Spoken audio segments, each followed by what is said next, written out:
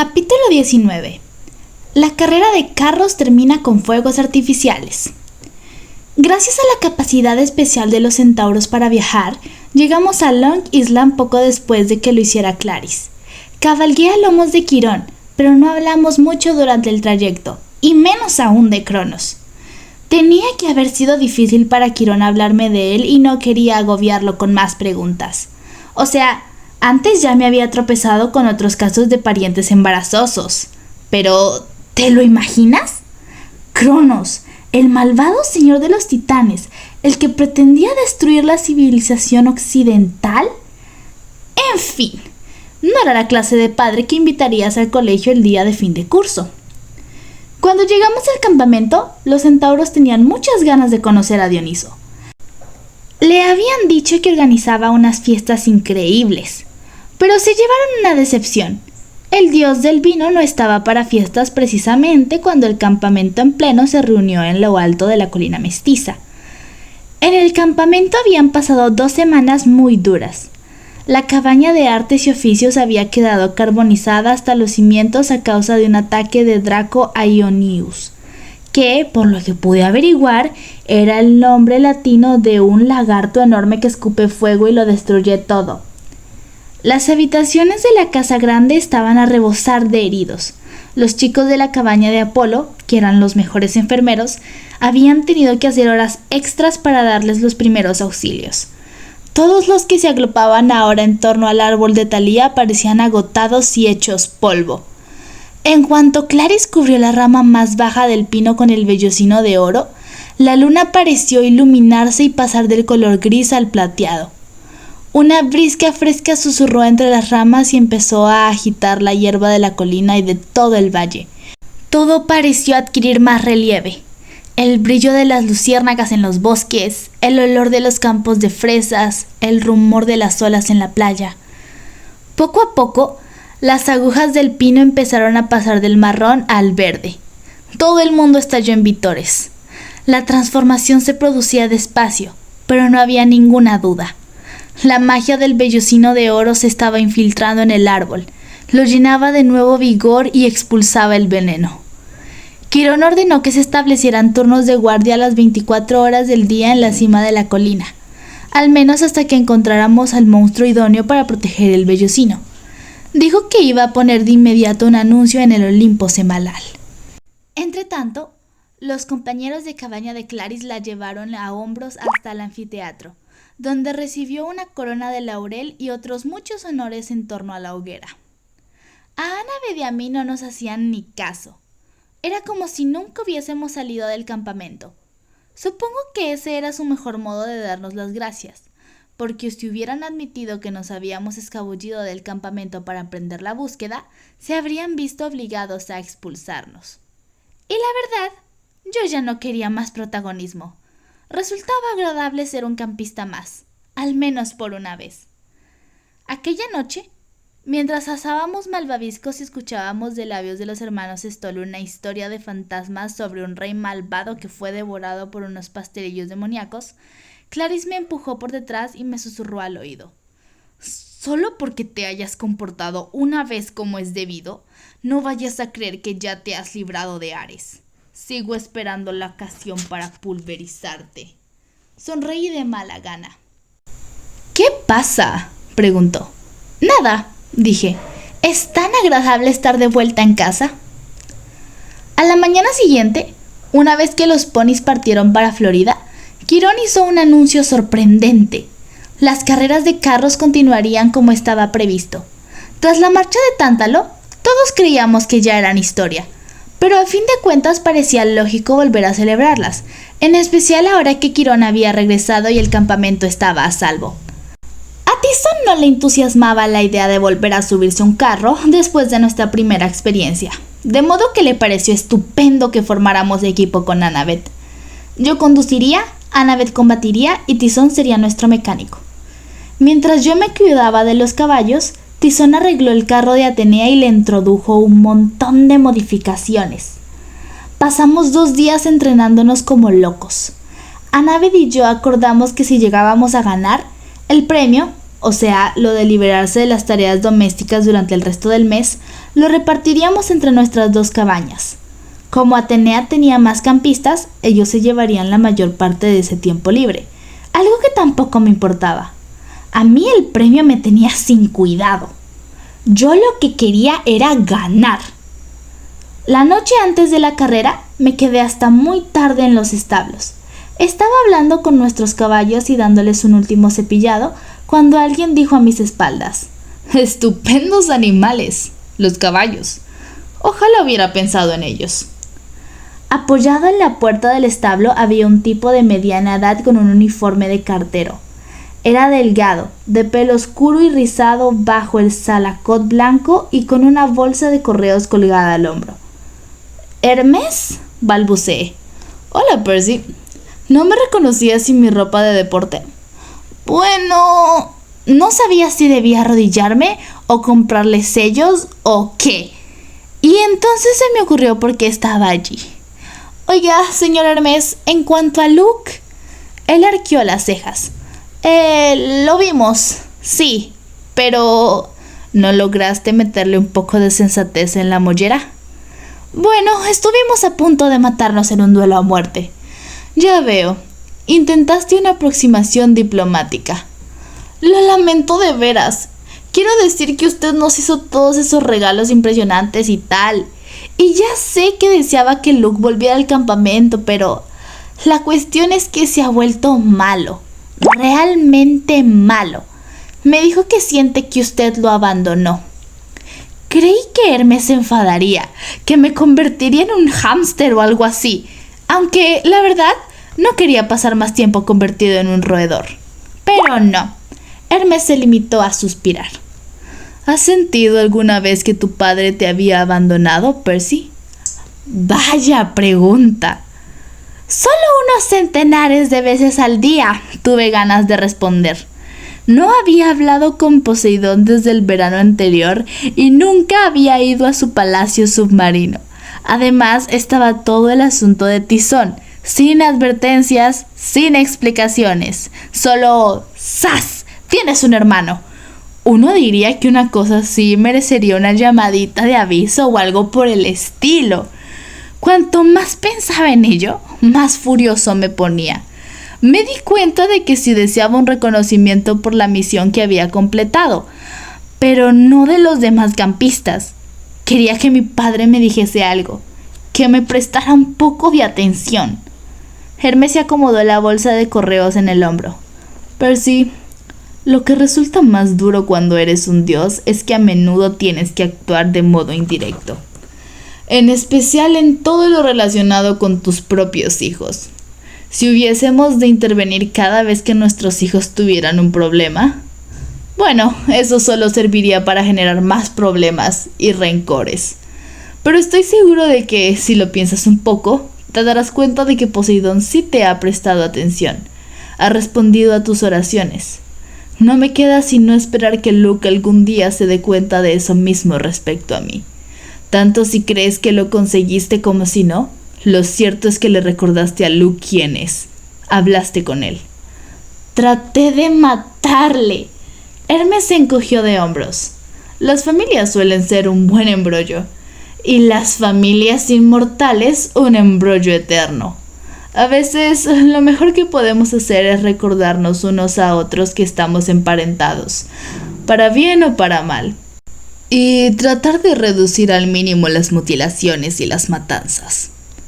No sonaba precisamente como una receta para la familia ideal, y sin embargo, al repasar mentalmente toda mi búsqueda, me di cuenta de que Hermes tenía razón. Poseidón había enviado a los hipocampos en nuestra ayuda, me había otorgado poderes sobre el mar, y en cuanto a Tizón, ¿no sería que Poseidón nos había reunido a propósito? ¿Cuántas veces me había salvado Tizón la vida aquel verano? Sonó la caracola a lo lejos, marcando el toque de queda.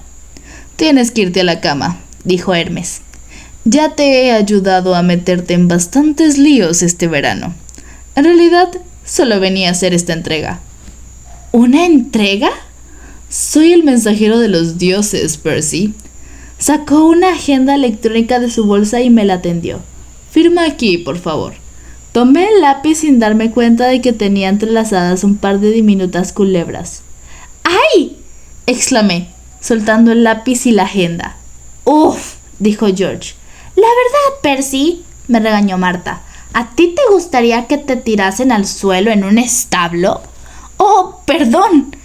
Nunca me ha hecho mucha gracia tocar serpientes. Pero recogí la agenda y el lápiz. Marta y George se retorcían bajo mis dedos. ¿Me has traído una rata?, preguntó George. No, dije, no encontramos ninguna. ¿Y una cobaya? ¡George!, lo reprendió Marta. No le tomes el pelo al chico. Firmé y le devolví la agenda a Hermes. A cambio, él me entregó un sobre azul. Me temblaban los dedos. Incluso antes de abrirlo, ya sabía que era de mi padre. Percibía su poder en el fresco papel azul, como si el sobre mismo hubiese sido fabricado con una ola del océano. Buena suerte mañana, dijo Hermes. Tienes unos buenos caballos. Aunque, si me disculpas, yo animaré la cabaña de Hermes.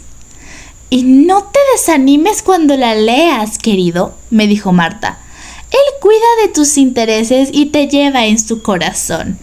¿Qué quieres decir?, pregunté. No le hagas caso, dijo George. Y la próxima vez, recuerda, las serpientes viven de las propinas. Ya basta, dijo Hermes. Adiós, Percy, por el momento. Brotaron unas alitas blancas de su salacot y empezó a resplandecer. Ya conocía bastante a los dioses para saber que debía desviar la mirada antes de que él adoptase su verdadera forma divina. Desapareció con un deslumbrante fogonazo blanco y me dejó solo con mis caballos.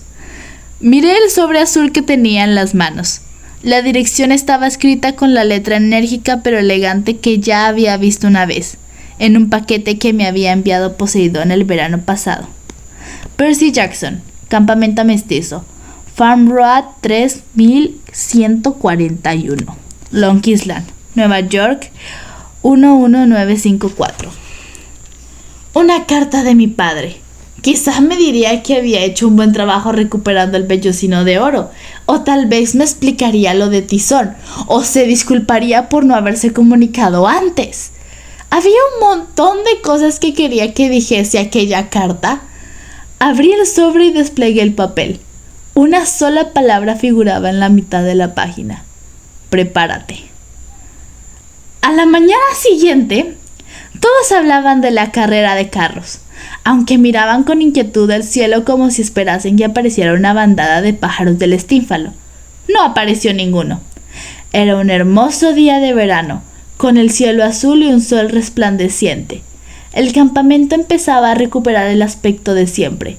Los prados verdes y exuberantes, las blancas columnas de los edificios reluciendo al sol y las ninfas del bosque jugando alegremente entre los árboles. Yo, en cambio, me sentía fatal. Me había pasado la noche despierto, pensando en la advertencia de Poseidón. Prepárate. Es decir, se toma la molestia de escribir una carta y escribe una sola palabra. Marta, la culebra, me había dicho que no me desanimara. Quizá Poseidón tenía motivos para ser tan parco. Quizá ni siquiera él sabía por qué me estaba advirtiendo, pero intuía que algo muy gordo estaba a punto de ocurrir. Algo que me acabaría arrollando a menos que estuviese preparado. No era fácil, pero intenté centrar todos mis pensamientos en la carrera. Mientras Annabeth y yo guiábamos a nuestros caballos hacia la pista, no pude dejar de admirarme ante el trabajo que Tizón había hecho con el carro de Atenea. La carrocería, la cubierta de refuerzos de bronce estaba reluciente. Las ruedas contaban con una nueva suspensión mágica y no notábamos el menor traqueteo mientras avanzábamos. Los aparejos estaban tan bien equilibrados que los dos caballos respondían a la menor señal de las riendas. Tizón nos había fabricado también 2 jabalinas, cada una con 3 botones en el asta. El primer botón dejaba la jabalina lista para explotar al primer impacto y para lanzar un alambre de cuchillas que se enredaría en las ruedas del contrario y las haría trizas. El segundo botón hacía aparecer en el extremo de la jabalina una punta roma, pero no menos dolorosa, diseñada para derribar de su carro al auriga. El tercer botón accionaba un gancho de combate que podría servir para engancharse al carro del enemigo o para mantenerlo alejado. Pensábamos que estábamos en buena forma para la carrera, pero Tizón me advirtió que tuviera cuidado. Los otros equipos llevaban una gran cantidad de trampas ocultas entre las togas. «Toma», me dijo antes de empezar la carrera, y me entregó un reloj de pulsera que no parecía tener nada de especial. Solo una esfera blanca y plateada y una correa de cuero negro. Pero al mirarlo me di cuenta de que aquel era el artilugio en que había pasado trabajando todo el verano. Normalmente no me gusta llevar reloj. ¿Qué más da la hora? Pero a Tizón no podía rechazárselo. «Muchas gracias, hombre». Me lo puse y noté que era sorprendentemente ligero y muy cómodo. Apenas me daba cuenta de que lo llevaba puesto. «No pude terminarlo a tiempo para el viaje», musitó Tizón. Lo siento. Tizón, no pasa nada. Si necesitas protección durante la carrera, aprieta el botón. De acuerdo. No veía de qué me iba a servir cronometrar la carrera, pero el interés de Tizón me conmovió. Le prometí que lo tendría presente. «Oye, Tizón», él me miró. «Quería decirte...». Intenté encontrar una manera de disculparme por haberme avergonzado de él al principio, por decirle a todo el mundo que no era mi hermano de verdad. No era fácil dar con las palabras apropiadas. «Ya sé lo que me vas a decir», dijo él, avergonzado, «que Poseidón se preocupó por mí, al fin y al cabo. Bueno, te envió para ayudarme, justo lo que le había pedido». Parpadeé. «¿Le pediste que me enviase a ayudarte?» «Que me enviara un amigo», dijo Tizón, retorciendo su camisa con las manos. «Los cíclopes jóvenes crecen solos en la calle, por eso aprenden a hacer cosas con chatarra, aprenden a sobrevivir». «Es una gran crueldad». Tizón meneó la cabeza. «No, hace que apreciemos más cualquier bendición y que no seamos glotones, mezquinos y gordos como Polifemo. Pero yo me asusté. Los monstruos me habían perseguido tanto, me clavaron sus garras tantas veces». «¿Esas cicatrices de la espalda?» Se le saltó una lágrima. «Fue la Esfinge, en la calle 72. Una abusona terrible. Yo recé a papá para que me ayudase, y muy pronto la gente de la escuela Meriwether vino a buscarme, y te conocí. Esa fue la mayor bendición. Siento haber dicho que Poseidón era malo. Él me envió un hermano». Miré el reloj que Tizón me había hecho. «¡Percy!», gritó Annabeth. «¡Vamos!». Quirón ya estaba en la línea de salida, listo para hacer sonar la caracola. «Tizón», dije. «Ve», dijo él. «Ganaréis». «Yo... sí, de acuerdo, grandulón. Ganaremos en tu honor». Subí al carro y tuve el tiempo justo para situarme en la línea de salida antes de que Quirón diese la señal.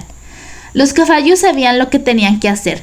Salimos disparados por la pista a tanta velocidad que me habría caído al suelo si no hubiese tenido las riendas de cuero enrolladas en los brazos. Annabeth se agarraba con fuerza de la barandilla. Las ruedas giraban maravillosamente. Dimos el primer giro con una buena ventaja sobre Clarice, que estaba ocupada intentando zafarse del ataque con jabalinas de los hermanos Stoll, de la cabaña de Hermes. «¡Ya los tenemos!», aullé, pero me precipitaba un poco.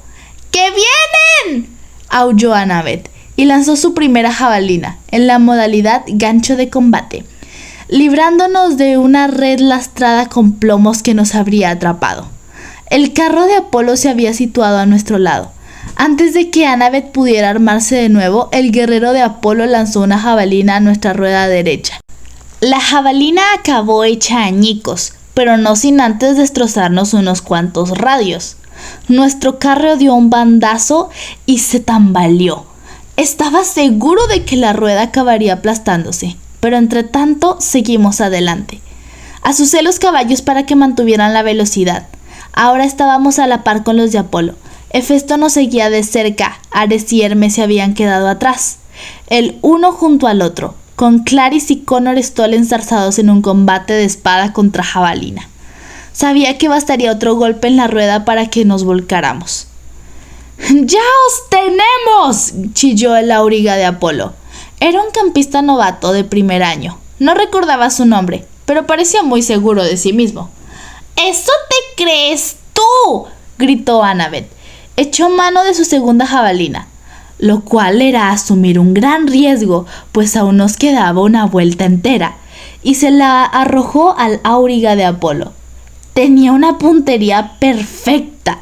La jabalina le dio en el pecho, lo derribó sobre su compañero y finalmente los dos se cayeron del carro con un salto mortal de espaldas. Al notar que se aflojaban las riendas, los caballos se enloquecieron y corrieron hacia los espectadores, que se apresuraron a trepar hacia arriba para ponerse a cubierto. Los dos caballos saltaron por un extremo de las gradas y acabaron volcando el carro dorado. Luego galoparon hacia su establo, arrastrándolo con las ruedas al aire. Conseguí que el nuestro saliera ileso del segundo giro, pese a los crujidos de la rueda derecha. Cruzamos la línea de salida y nos lanzamos tronando hacia nuestra última vuelta. El eje chirriaba y gemía.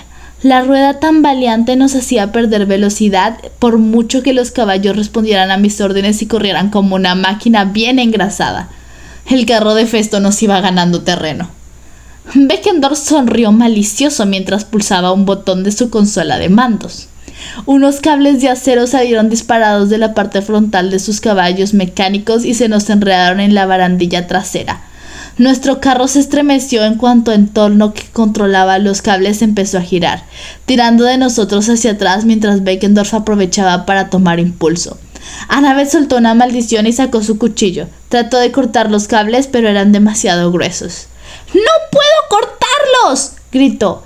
Ahora teníamos al carro de Hefesto peligrosamente cerca y sus caballos estaban a punto de pisotearnos. ¡Cámbiame el sitio!, le dije a Annabeth. ¡Toma las riendas! ¡Pero confía en mí! Vino a la parte delantera y agarró las riendas. Yo me volví, tratando de mantener el equilibrio y destapé a contracorriente. Bastó un mandoble para que los cables se partieran como el hilo de una cometa. Nos despegamos de ellos con una sacudida hacia adelante, pero el conductor viró hacia la izquierda y se colocó a nuestro lado. Beckendorf desenfundó su espada y le lanzó un tajo a Annabeth. Logré parar el golpe y desviarlo. Estábamos llegando al último giro. No íbamos a conseguirlo. Tenía que inutilizar el carro de Hefesto y sacarlo de en medio, pero también tenía que proteger a Annabeth. Aunque Beckendorf fuese un buen tipo, eso no significaba que no estuviese dispuesto a mandarnos a la enfermería si bajábamos la guardia. Ahora estábamos a la par. Clarís se acercaba desde atrás y trataba de recuperar el tiempo perdido. ¡Hasta la vista, Percy!, chilló Beckendorf. ¡Ahí va un regalito de despedida! Arrojó a nuestro carro una bolsa de cuero. En cuanto tocó el suelo, empezó a desprender un humo verde. ¡Fuego griego!, gritó Annabeth. Solté un juramento. Había oído hablar de los efectos del fuego griego y supuse que nos quedaban unos 10 segundos antes de que explotara. ¡Sácalo de ahí!, me gritó Annabeth, pero era más fácil decirlo que hacerlo. El carro de Hefesto seguía pegado al nuestro, esperando hasta el último instante para asegurarse de que su regalito estallaba, y Beckendorf me mantenía muy ocupado con su espada. Si bajaba la guardia para deshacerme del fuego griego, sería Annabeth la que resultaría herida y nos estrellaríamos igualmente. Intenté darle una patada a la bolsa de cuero, pero no lo lograba. Parecía pegada al suelo. Entonces me acordé del reloj. No sabía muy bien cómo podría ayudarme, pero me las arreglé para apretar el botón del cronómetro. El reloj se transformó en el acto. Empezó a expandirse rápidamente, con el borde metálico girando en espiral como el obturador de una cámara antigua. Una correa de cuero me envolvió el antebrazo al mismo tiempo, y de repente me encontré sosteniendo un escudo redondo de más de 1 metro de diámetro. Por dentro era de cuero, por fuera de bronce pulido, con dibujos grabados que no tuve tiempo de examinar. Tizón se había superado a sí mismo.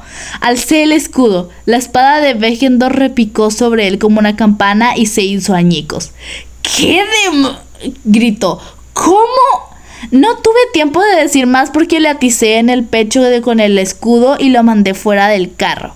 Lo perdí de vista mientras daba volteretas por el barro. Estaba a punto de lanzarle un tajo a la auriga cuando Annabeth me gritó: ¡Percy! El fuego griego había empezado a chisporrotear. Metí la punta de la espada debajo de la bolsa de cuero y la levanté de golpe como si fuera una espátula. La bolsa salió disparada por el aire y acabó a los pies del conductor de Festo, que empezó a chillar. En una fracción de segundo tomó la decisión correcta.